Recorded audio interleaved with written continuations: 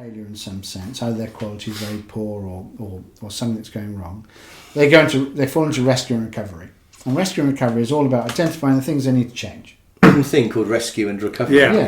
Yeah. So it's a series of recipes they put together, identifies for themselves which part of their performance is different to their colleagues who are successful, and they focus on that. But in honesty, they all know what it is. Yeah. And what percentage of people are rescued and recovered, and what percentage end up going? Hardly any. No. As we completed our system, we saw a flurry of people who fell over because they were getting cross support from other people, and eventually other people withdrew that support.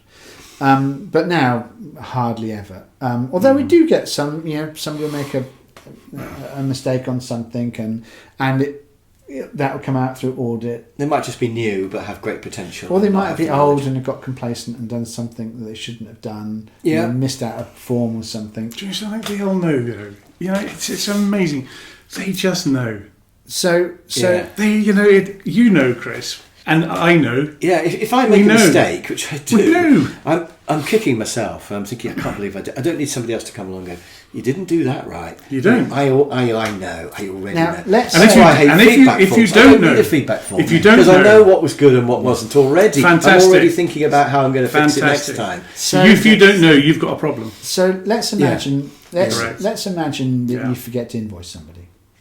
Right. That's never going to happen. Let's imagine you do. Yeah. Okay. So you're going to suffer, as you'd suffer in our organisation. Just exactly the same. And you can either put that right and say, oh my God, late invoice, or you can say, look, I've got to walk away from that. Yeah. In which case your pocket's going to suffer.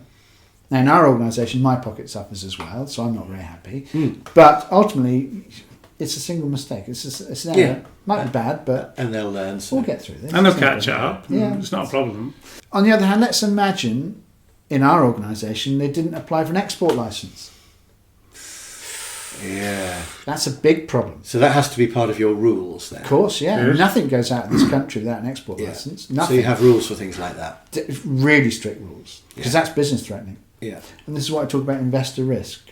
Yes. It's much lower now because, So you've had to do some thinking about what the few rules are that you're going to have. Yeah.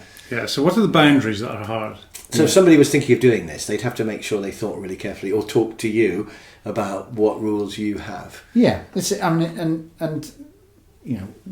we've got 220 what we call recipes that shape every aspect of of working life. It applies to any business really. Sales, design, manufacturing, and that could be service.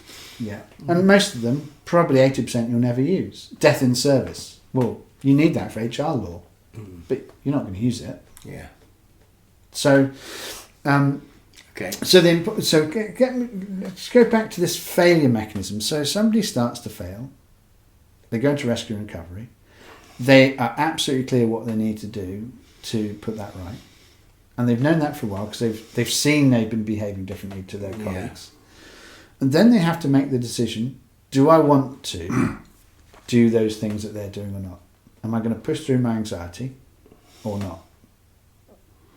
And if they choose no, then they often say, no, I'd rather leave than do that. Okay. Now, in that case, we don't say, well, that's it, you're out. So we have a mechanism then to auction their portfolio that they've been operating, but through other people, and for them to get money to survive a period of time. So they sell the goodwill, as it were. That's a good system. So they get to ease themselves out, and it gives them quite a long time to find a new find it. But it's not. That is value they've built up. You say it's nice of us, but it's not really. It's all about the seamless transition of customers from one individual to another. Yes. But can't you see it's how the outside world works? That we've invented nothing new at all. All we've done is taken what happens on the outside, get into trouble, it's brilliant, and bring it into the inside. Because I would do the same. If I was going to give up training, I would sell off all my work. Fantastic. You would do that, wouldn't you? And you get so why wouldn't you bring that inside? It's the same rule set.